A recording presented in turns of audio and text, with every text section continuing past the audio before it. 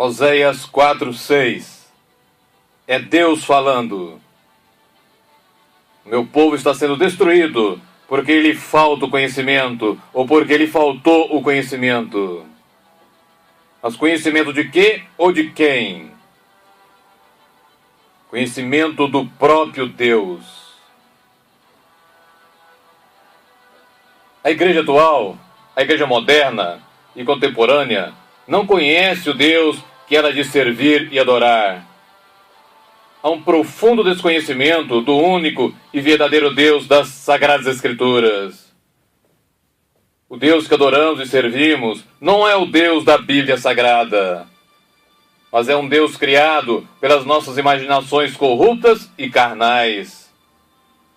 A falta do conhecimento pessoal do verdadeiro Deus está destruindo o atual cristianismo, está destruindo a igreja contemporânea. A fé verdadeira, a palavra genuína, vem do ouvir e do ouvir a palavra de Deus. Romanos 10:17. E se a atual igreja das últimas gerações não prega e nem ensina sobre o verdadeiro Deus, o que tem ocorrido com a grande maioria dos cristãos atuais? O que tem ocorrido? Eles têm idolatrado a um Deus falso que não existe. Eles têm servido a um Deus de mentira que não é e nem pode ser o verdadeiro Deus que não conhecem. Nós precisamos com urgência conhecer profundamente ao único e verdadeiro Deus das Escrituras. E para começar a conhecer a Deus, nós precisamos iniciar conhecendo os seus atributos. E o que são atributos de Deus?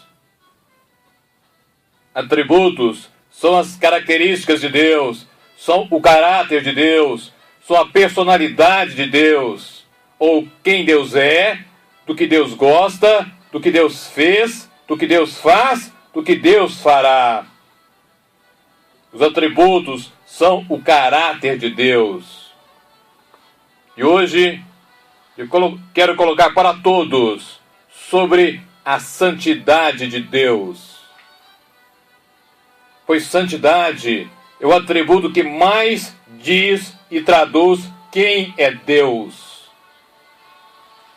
É Ele que mais evidencia o caráter de Deus. A santidade é o atributo por excelência de Deus. Quando estudamos a história da igreja e as Escrituras, nós entendemos isso. E como diziam os puritanos, santidade não é um atributo de Deus, mas o atributo. A palavra santo vem do hebraico kadosh, que significa santo, separado, colocado à parte, distinto do que é comum ou vulgar. A santidade, quando se refere a Deus, diz basicamente sobre duas coisas. Primeiro, sobre a pureza moral.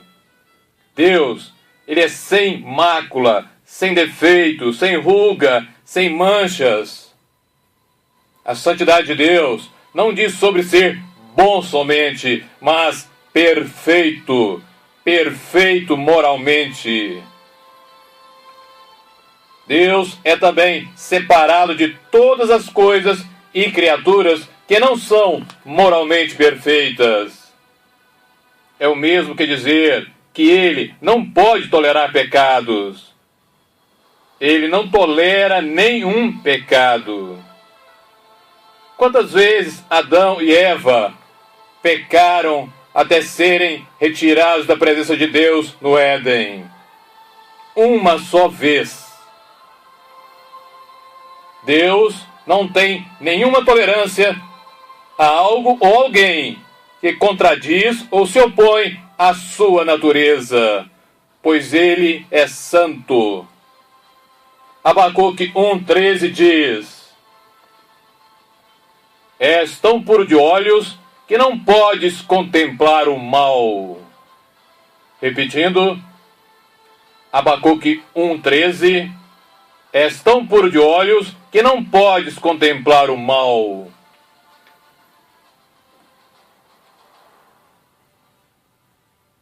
Dois, a santidade de Deus se refere também a que ele não é comum, não é vulgar, não é casual.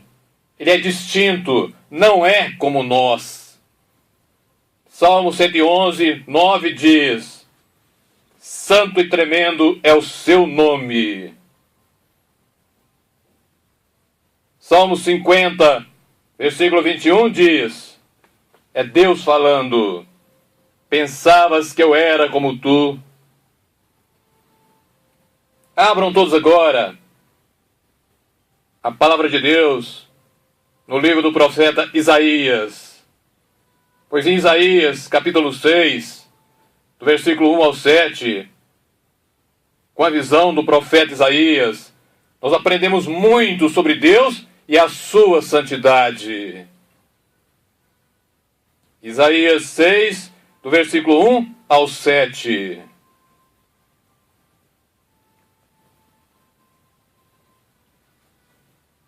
No ano em que morreu o rei Uzias, eu vi ao Senhor assentado sobre um alto e sublime trono, e o seu séquito enchia o templo. Os serafins estavam acima dele. Cada um tinha 6 asas. Com 2 cobriam o rosto, e com 2 cobriam os pés, e com 2 voavam. E clamavam uns para os outros, dizendo: Santo, Santo, Santo é o Senhor dos exércitos. Toda a terra está cheia da sua glória. E os umbrais das portas se moveram com a voz do que clamava, e a casa se encheu de fumaça. Então disse eu: ai de mim que vou perecendo, porque eu sou um homem de lábios impuros, e habito no meio de um povo de impuros lábios. E os meus olhos viram o Rei, o Senhor dos exércitos. Mas um dos serafins voou para mim, trazendo na mão uma brasa viva que tirara do altar com uma tenaz. E com ela tocou a minha boca e disse: eis que isto tocou os teus lábios, e tua iniquidade foi tirada, e purificado o teu pecado.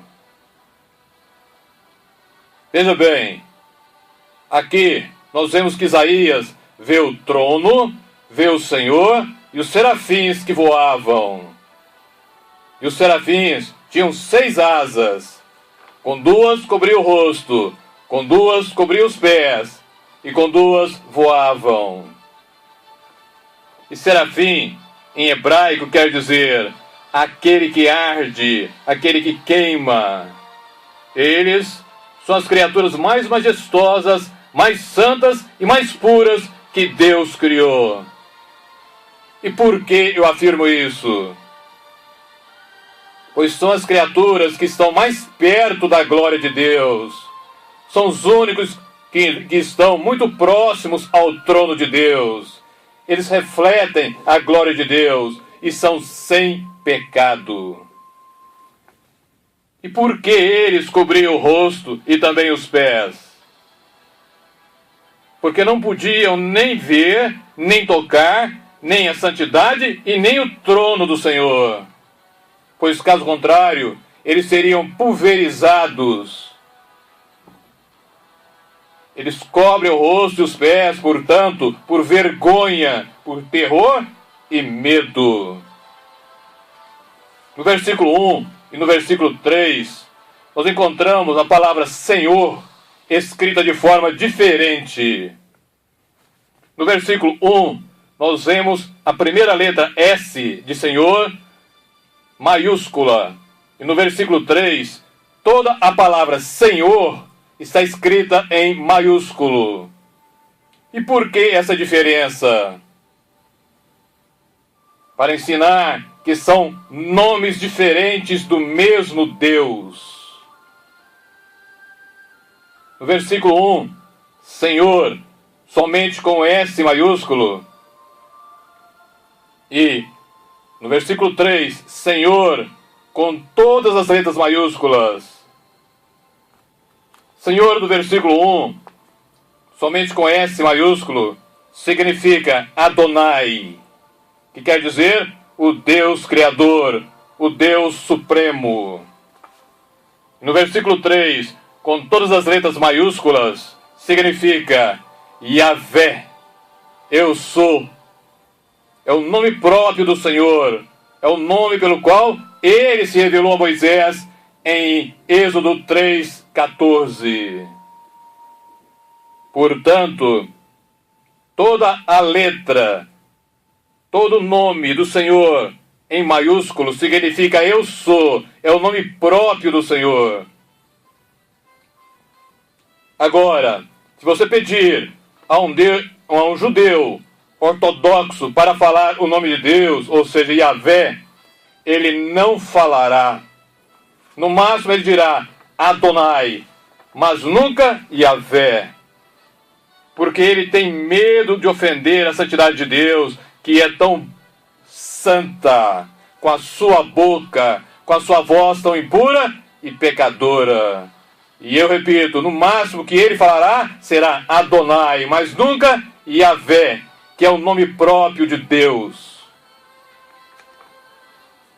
Voltem todos agora para o versículo 3. E veja agora como os serafins clamavam sobre a santidade do Senhor. Eles clamavam: Santo, Santo, Santo é o Senhor dos exércitos. Toda a terra está cheia da sua glória. Aqui nós vemos o atributo da santidade elevado ao grau máximo de valor e importância. Você não verá em lugar nenhum da Bíblia qualquer outro atributo repetido ao máximo, somente a santidade. Não há, por exemplo, Deus é amor, amor, amor, Deus é misericórdia, misericórdia, misericórdia, Deus é bondoso, bondoso, bondoso. Você somente encontrará que Deus é santo, santo, santo. E aqui é bom salientarmos o seguinte: na nossa língua, quando queremos salientar ou enfatizar algo importante, nós grifamos ou sublinhamos alguma coisa. Porém, em hebraico, quando se deseja destacar ou enfatizar algo importante, o que se faz? Se repete. Que foi o que aconteceu em Isaías 6, versículo 3.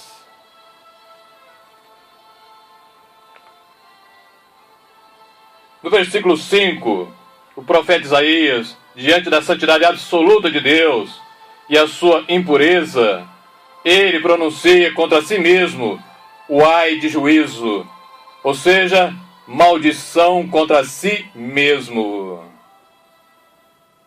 Ninguém vai saber quem é até conhecer a santidade de Deus. Só se conhece como se é impuro, corrupto, após conhecer a santidade de Deus ou como Deus é santo. No versículo 6, um serafim tira uma brasa viva do altar com uma tenaz, que é um alicate, uma turquesa, mas ele não toca no altar de Deus. Nem os seres mais majestosos e puros tocam no trono de Deus, mesmo vivendo tão perto e não tendo pecado algum. E no versículo 7, o serafim toca os lábios de Isaías, tirando a sua iniquidade e purificando o seu pecado.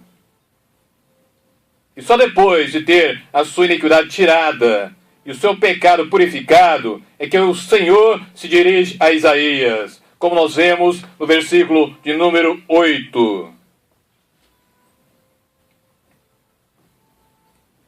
No versículo 5, quando Isaías diz: ai de mim que vou perecendo, pronunciando sobre si uma maldição, ele está tendo a convicção de seus pecados, está vendo como ele é sujo, impuro e pecador. Esta é a reação de qualquer ser humano quando conhece a Deus, quando tem acesso à santidade manifesta de Deus. É a reação de todo e qualquer homem ao ter o conhecimento real de quem Deus é, ao ter o verdadeiro conhecimento da santidade de Deus. Há pavor, terror e temor em qualquer ser humano diante da grandeza, diante da beleza da santidade de Deus. E o propósito é exatamente esse, para que ninguém mais confie em si mesmo, mas que dependa somente de Deus sempre. Isaías se julgou péssimo, horrível, merecedor do inferno, ao conhecer a Deus, principalmente a santidade de Deus. Isaías se considerou perdido, se sentiu se desintegrando, se desfazendo, cheio de convicção dos seus pecados.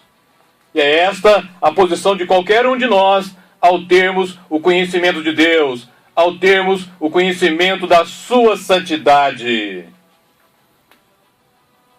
Ao termos acesso à santidade do Altíssimo Deus, tudo em nós se desintegra, tudo em nós se desfaz. É quando podemos nos ver como de fato somos. É quando nos vemos como na verdade Deus nos vê. E só conhecendo a Deus, e principalmente a sua santidade, é que veremos os nossos pecados, a nossa impureza e o nosso mal. Todo o nosso ser desaparece, se desintegra diante da perfeição de Deus.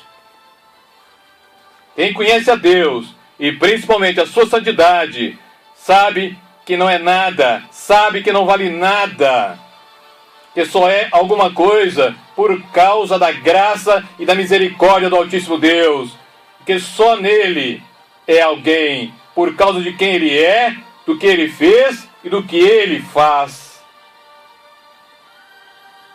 Quem não tem essa reação de Isaías, não teve encontro com o verdadeiro Deus, e muito menos com a sua santidade. Pois só em Deus há a majestade suprema e a santidade perfeita.